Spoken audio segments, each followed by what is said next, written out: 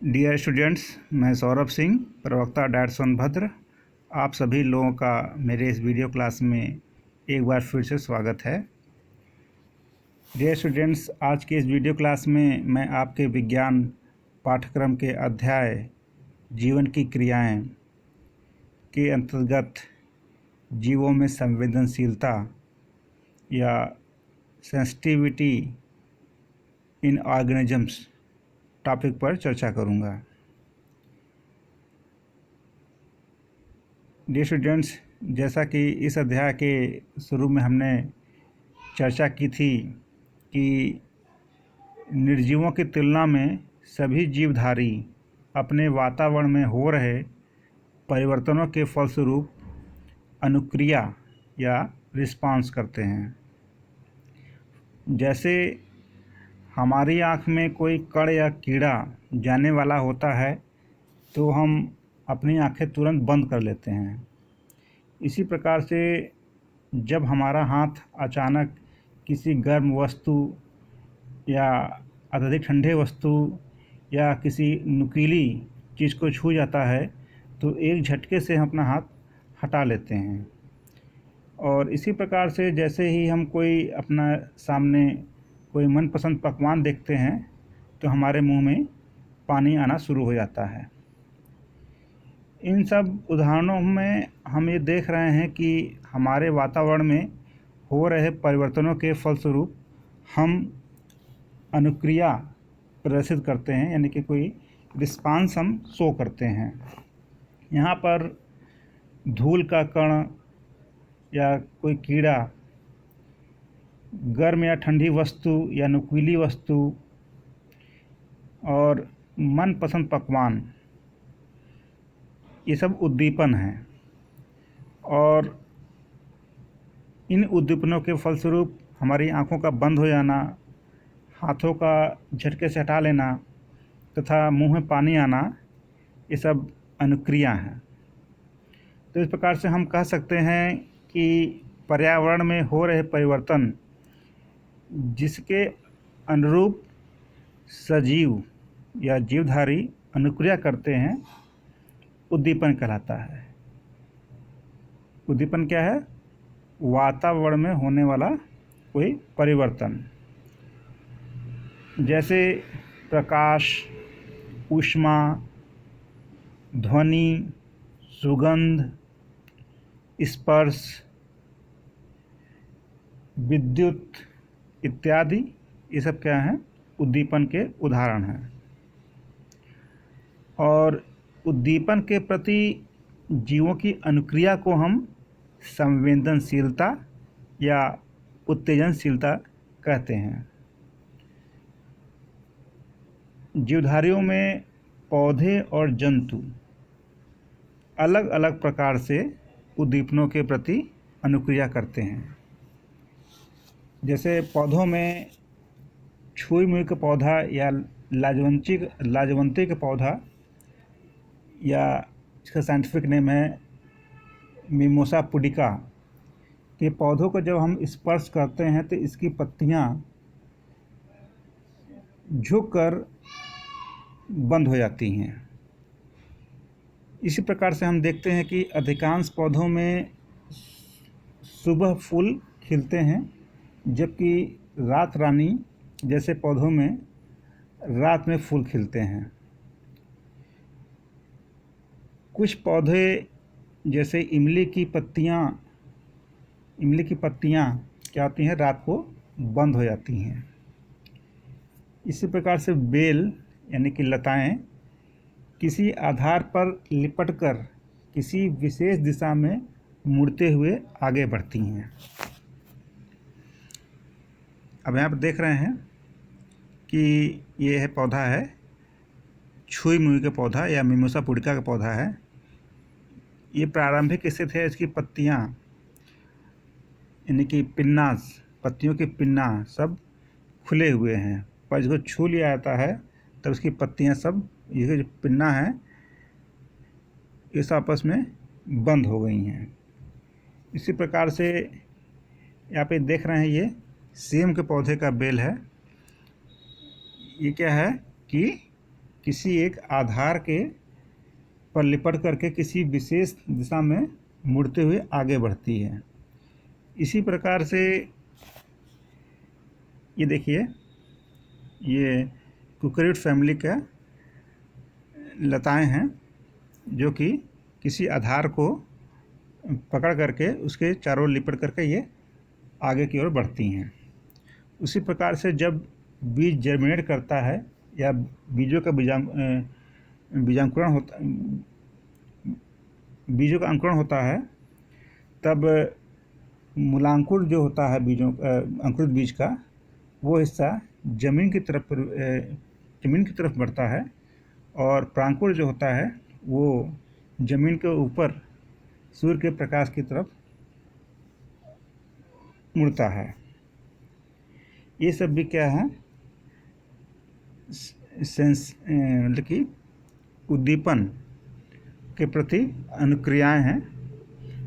इसी प्रकार से कीटभक्षी पौधे जैसे कि नेपंथीज, यूट्रिकुलेरिया, पिचर प्लांट्स, इसमें भी जब कोई कीड़ा इनके विशेष अंगों के पास पहुंचता है, उसको टच करता है, तो वे उस कीड़े को पकड़ करके बंद कर लेती हैं। तो ये सब जो क्रियाएं हैं पौधों की, ये भी क्या है, स्टिमुलस के प्रति यानी कि उद्दीपन के प्रति अनुक्रिया है, यानी कि पौधों में भी संवेदनशीलता पाई जाती है। शोधों द्वारा पता चला है कि पौधे प्रायः जल, प्रकाश, ऊष्मा, स्पर्श, रासायनिक पदार्थ इत्यादि उद्दीपनों के प्रति अनुक्रिया करते हैं। अब हम चर्चा करेंगे मानव के संवेदी अंग यानी कि ज्ञानेंद्रियां। संवेदी अंग क्या होते हैं? संवेदी अंग वे अंग होते हैं जिनके जरिए हम बाह्य वातावरण में होने वाले परिवर्तनों के बारे में जानकारी प्राप्त करते हैं। प्रत्येक संवेदी अंग में विशिष्ट संवेदी कोशिकाएं होती हैं, यानी सेंसरी सेल्स होती हैं। संवेदी अंग वे अंग जो संवेदना को ग्रहण करते हैं, उन्हें हम संवेदी अंग बोलते हैं। तो प्रत्येक संवेदी अंग में कुछ विशेष संवेदी कोशिकाएं होती हैं जो उद्दीपनों को ग्रहण करती हैं और उनसे उत्पन्न होने वाले आवेगों यानी कि विद्युत विक्षोभों को संबंधित संवेदी तंत्रिका तंत्र के जरिए मस्तिष्क या मेरुरज्जु तक संप्रेषित कर देती हैं। मस्तिष्क आवेगों को अलग अलग वर्गीकृत कर देता है, उनकी व्याख्या करता है और वांछित अनुक्रिया के लिए संदेशों को आवेगों के रूप में मोटर नर्व या प्रेरक तंत्रिका के जरिए किसी पेशी या किसी ग्रंथ यानी ग्लैंड्स तक भेज देता है। मानव में प्रारूपतः 5 ज्ञानेंद्रियां होती हैं। देखने के लिए दृश्येंद्रिय या दृष्टेंद्रिय जैसे कि आँख, सुनने के लिए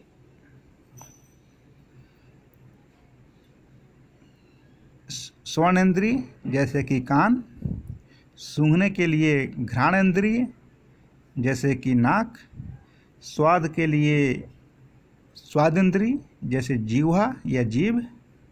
इसी प्रकार से पीड़ा, ताप, स्पर्श आदि के लिए स्पर्शेंद्रिय जैसे त्वचा। तो मानव में मुख्य रूप से 5 प्रकार की संवेदी अंग पाए जाते हैं जिनके कार्य भिन्न भिन्न होते हैं। उनमें से है देखने के लिए दृष्टेंद्रिय होती है, सुनने के लिए श्रवणेंद्रिय होती है और किसी पीड़ा, ऊष्मा आदि के लिए को सेंस करने के लिए त्वचा होती है यानी कि स्पर्शेंद्रिय होती है।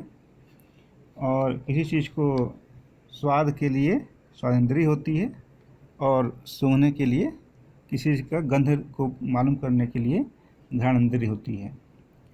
अब हम चर्चा करेंगे दृष्टेंद्रिय यानी कि मानव नेत्र के बारे में। मानव नेत्र की संरचना। मानव के नेत्र आकृति में करीब करीब गोलाकार होते हैं, जैसे कि चित्र में दिखाई दे रहा है।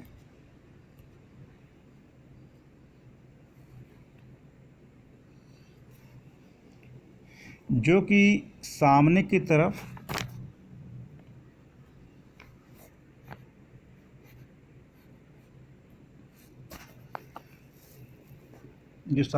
जरा सा उभरा हुआ होता है और यह अस्थिल कोटर यानी कि बोनी कैविटी में के भीतर ये मुक्त रूप से घूम सकते हैं।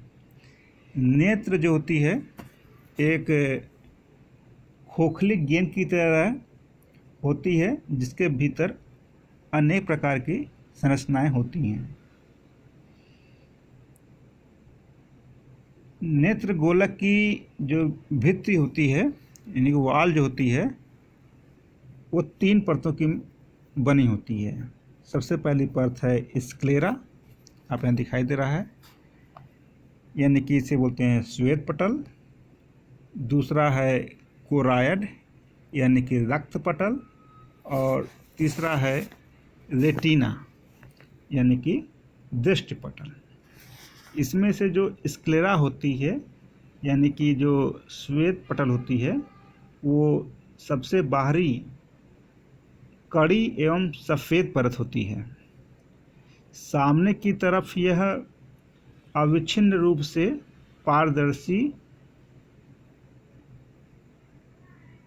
कॉर्निया से जुड़ी होती है। आप देख रहे हैं ये यहाँ पे ये जो स्क्लेरा है आकर के ये कॉर्निया से जुड़ी हुई है। दूसरी जो लेयर है कोरायड यानी कि रक्त पटल, यह बीच की परत होती है, जैसा कि दिखाई दे रहा है। रेटिना और स्क्लेरा के बीच के लाल रंग की जो लेयर है वो स्क्लेरा है, नहीं कोरायड है। यह संयोजी ऊतक यानी कि कनेक्टिव टिश्यू की बनी होती है, जिसमें रुधिर वाहिनियों का सघन जालक विद्यमान होता है। इसकी भीतरी परत गहरे भूरे अथवा काली होती है। यह नेत्र में आने वाले प्रकाश का परावर्तन होने से रोकती है, जिससे कि नेत्र में जो प्रतिबिंब बनता है वो स्पष्ट बनता है। सबसे जो भीतर की जो परत है वो है रेटिना यानी कि दृष्टि पटल। यह एक संवेदी परत होती है, यानी कि यह संवेदी कोशिकाओं के मिलकर बनी होती है, जो कि 2 प्रकार की होती हैं। एक होती है शलाकाएँ यानी कि राड्स। राड्स जो होती हैं यानी कि जो शलाकाएँ होती हैं ये धीमे प्रकाश के लिए संवेदी होती हैं, तथा दूसरे प्रकार की जो संवेदी कोशिका होती है वो शंकु यानी कि कोन सेल्स होती हैं, और ये रंगों के लिए संवेदी होती हैं। अब अगली रचना है नेत्र की, वो है पीतबंधु, येलो स्पॉट या फोविया। यह दृष्टि अक्ष पर स्थित होता है, देख रहे हैं आप, यानी कि जहाँ से प्रकाश आता है उसके एकदम सामने, यानी कि लेंस के एकदम सामने है स्थित होता है। और यह वह स्थान है जहाँ पर सामान्य आँख में सबसे अच्छा दिखलाई पड़ता है। इस स्थान पर संवेदी कोशिकाएं, उसमें से भी विशेषकर शंकु कोशिकाएं यानी कि कोन सेल्स की संख्या सबसे अधिक होती है, और शेष रेटिना में शलाकाएं अधिक तथा शंकु कोशिकाएं यानी कि कोन सेल्स कम होती हैं। यानी कि जो फोविया होता है, येलो स्पॉट होता है, यहाँ पर कोन सेल्स की संख्या सबसे ज़्यादा होती है। इसीलिए यहाँ पे जो सबसे सबसे स्पष्ट है, सबसे अच्छा दिखाई पड़ता है। और शेष रेटिना में क्या होता है कि कोन सेल्स की संख्या कम होती है और शलाकाएँ यानी कि रॉड सेल्स की संख्या ज़्यादा होती है। अब इसके बाद जो संरचना है वो है अंध बिंदु या ब्लाइंड स्पॉट। यहाँ पे ये है अंध बिंदु या ब्लाइंड स्पॉट। येलो स्पॉट के ठीक नीचे ब्लाइंड स्पॉट दिखाई पड़ रहा है। यह वह स्थान है जहाँ पर रेटिना की सारी संवेदी कोशिकाओं से आने वाले तंत्रिका तंतु एक साथ मिलकर के दृक् तंत्रिका या ऑप्टिक नर्व का निर्माण करते हैं। यहीं से तंत्रिका नेत्र गोलक से बाहर की ओर निकलती है। अब यहाँ देख रहे हैं, यहाँ पे ये जो पीले रंग की जो है वो क्या है, तंत्रिकाएं यानी कि ऑप्टिक नर्व होती हैं, जो यहाँ से वो बाहर की ओर निकलती हैं। और अंध बिंदु पर चूँकि संवेदी कोशिकाएं नहीं होती है और इसलिए इस बिंदु पर कुछ भी नहीं दिखाई पड़ता है। अब हम चर्चा करेंगे नेत्र के भाग। आंतरिक रूप से नेत्र दो प्रमुख चैम्बर्स यानी कि कक्षों में बटा होता है और ये दोनों कक्ष लेंस के जरिए एक दूसरे से अलग अलग बने रहते हैं। यहाँ पर देख रहे हैं दो चैम्बर हैं, एक है विट्रस चैम्बर और एक है ये विट्रस चैम्बर और ये है एक्वस इंटीरियर चैम्बर है विट्रस चैम्बर। सबसे पहला है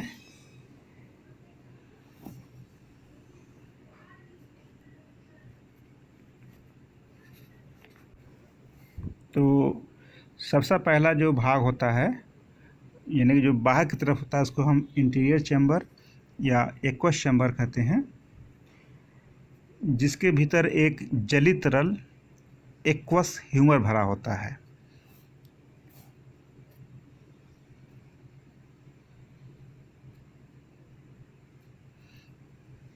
ये है एक्वस में भरा होता है। और पिछला भाग जो होता है विट्रस चैम्बर होता है, जिसके भीतर गाढ़ी जेली जैसी विट्रस ह्यूमर भरा होता है। एक्वस ह्यूमर जो होता है वो लेंस को नम बनाए रखता है और शारीरिक झटकों से इसे बचाता है। और इसी प्रकार से जो विट्रस चैम्बर का विट्रस ह्यूमर होता है वह नेत्र गोलक की आकृति को बनाए रखता है और रेटिना की सुरक्षा करता है। अब हम आगे चर्चा करेंगे नेत्र के लेंस के बारे में। मानव नेत्र की जो आकृति होती है वो उभयोत्तल यानी कि बाइकन्वेक्स होती है और यह अर्ध ठोस होता है। यह मुलायम जिलेटिनी ऊतक का बना होता है और यह निलंबन स्नायु या सस्पेंसरी लिगामेंट्स देख रहे हैं आप, ये सस्पेंसरी लिगामेंट्स है। सस्पेंसरी लिगामेंट से अपनी स्थिति में बना रहता है और जो लेंस को पेशीय पश्चमभकाय या सिलियरी बॉडी से जोड़ रखता है। लेंस की आकृति पर सस्पेंसरी लिगामेंट के खिंचाव का प्रभाव पड़ता है। अब अगली संरचना है नेत्र की, वो है आइरिस या इसे बोलते हैं परितारिका। लेंस के सामने एक पर्दा होता है, ये देखिए लेंस के सामने एक प्रकार का पर्दा होता है जो कि काला कामा भूरा अथवा नीला हो सकता है। नेत्र का जो रंग होता है आइरिस के रंग के कारण ही होता है। और आइरिस में दो प्रकार की पेशियाँ होती हैं, एक होती है वर्तुल, दूसरी होती है अरीय पेशियाँ, सर्कुलर एंड रेडियल मसल्स। जो वर्तुल मसल होती है, यानी कि वर्तुल जो पेशी होती है, पेशी को सकरा बनाने के लिए, और जो अरीय यानी कि रेडियल मसल होती है वो पुतली को फैलाने के लिए होती है। पुतली के आकार कम या ज़्यादा अनैच्छिक रूप से होता है। जो पुतली का आकार, जो आइरिस का आकार होता है वो अनैच्छिक रूप से कम या ज़्यादा होता रहता है, और इसके द्वारा नेत्र में प्रवेश करने वाले प्रकाश की मात्रा को नियमित किया जाता है।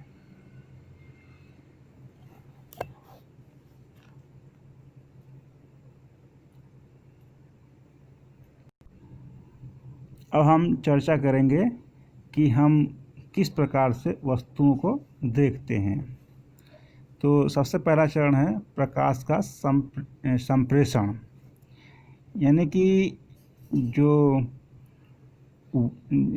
वस्तु पर जब प्रकाश पड़ता है तो उस वस्तु से जो प्रकाश परावर्तित होती है, तो परावर्तित प्रकाश की किरणें जो होती हैं नेत्र की पारदर्शी संरचनाओं जैसे कि conjunctiva, cornea, aqueous humour, lens तथा विट्रस ह्यूमर से हो करके आँखों में प्रवेश करती है। जब प्रकाश नेत्रों में प्रवेश कर जाती है तब उसका प्रतिबिंब बनता है।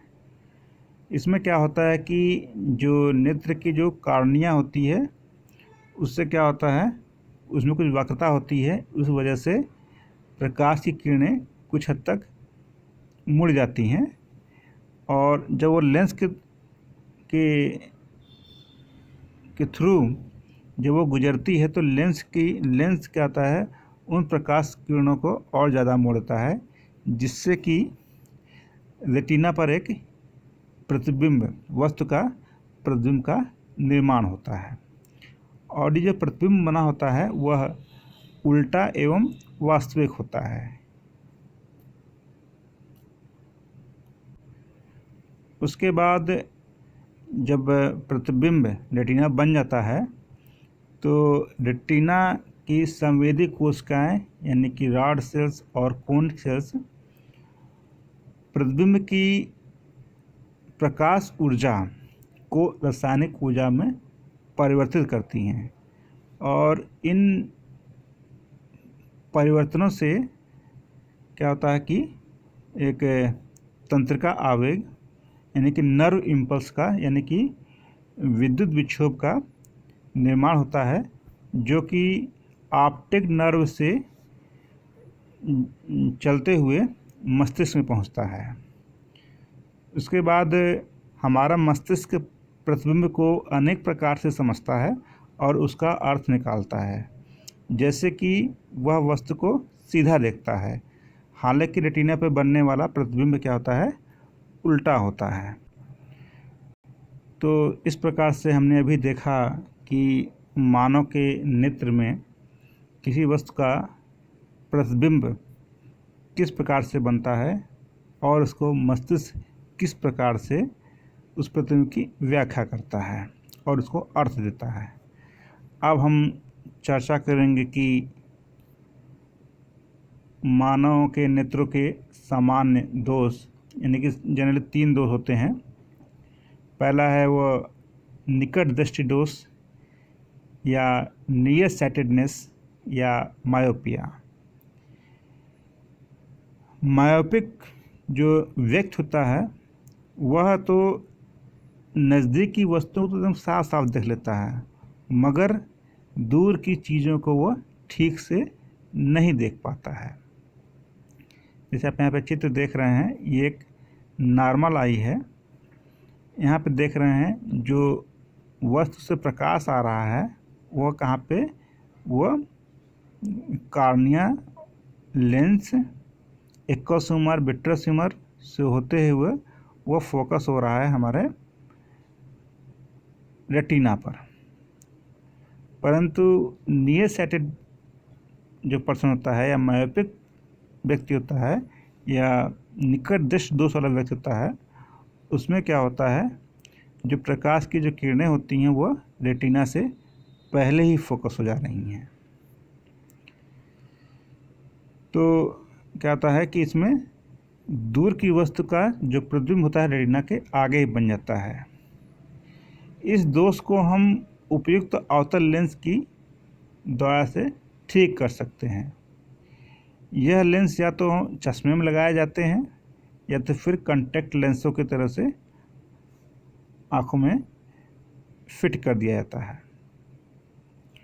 दूसरा जो समान दृष्टि दोष है वो है दूर दृष्टि दोष या लॉन्ग साइटेडनेस या हाइपरमेट्रोपिया।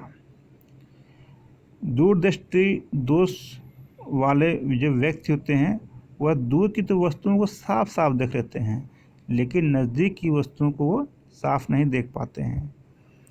इस दोष में निकट की वस्तुओं का प्रतिबिंब रेटिना के पीछे बनता है और इसका समाधान एक उत्तल लेंस के इस्तेमाल से किया जा सकता है। आप यहाँ पे देख रहे हैं, ये है दूर दृष्टि दोष वाला व्यक्ति है। ये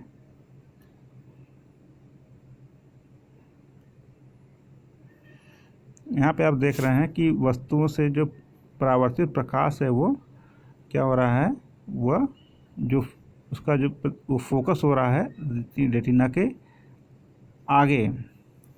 इसलिए यहाँ पे जो पास की जो वस्तु है इस व्यक्ति को क्या है कि स्पष्ट नहीं दिखाई देती है और दूर की वस्तु क्या होती है, स्पष्ट दिखलाई देती है। और इस प्रकार की दृष्टि दोष को हम उत्तल लेंस की सहायता से सही कर सकते हैं। फिर तीसरी जो सामान्य नेत्र के दोष है वो है मोतियाबिंद या कैटरेक्ट। जैसा कि हम जानते हैं कि मानव का नेत्र जिलेटिनी ऊतक का बना होता है जो कि एकदम ट्रांसपेरेंट होता है, एकदम ट्रांसपेरेंट होता है। परंतु उम्र के बढ़ने के साथ साथ ये जो पारदर्शी लेंस होता है वह क्या होता है, वह ओपेक यानी कि सफ़ेद और अपारदर्शी होता है, जिसकी वजह से वस्तुओं से आता हुआ जो प्रकाश होता है वह नेत्र के भीतर प्रवेश नहीं कर पाता है, जिसकी वजह से मनुष्य को दिखलाई देना बंद हो जाता है। और इस प्रकार के जो दोष को दूर करने के लिए हम क्या करते हैं, ऐसे बेकार लेंस को हम सर्जरी यानी कि शल्य क्रिया के द्वारा निकाल देते हैं और उसकी जगह एक नया लेंस फिट कर देते हैं, या फिर हम एक उसी फोकल लेंथ यानी कि फोकस दूरी के बराबर का चश्मा उसको हम प्रोवाइड कर देते हैं, जिससे कि उसको फिर से दृष्टि सामान्य हो जाती है। तो इस प्रकार से आज हमने चर्चा की कि संवेदनशीलता क्या होती है, उद्दीपन क्या होता है, रिस्पांस क्या होता है। फिर हमने चर्चा की मानव के संवेदी अंग, और उस संवेदी अंग के अंतर्गत हमने चर्चा की दृष्टि इंद्रिय यानी कि नेत्र, जो कि देखने के लिए प्रयोग की जाती है। आज हम अपनी चर्चा यहीं पे समाप्त करते हैं। Okay, thank you.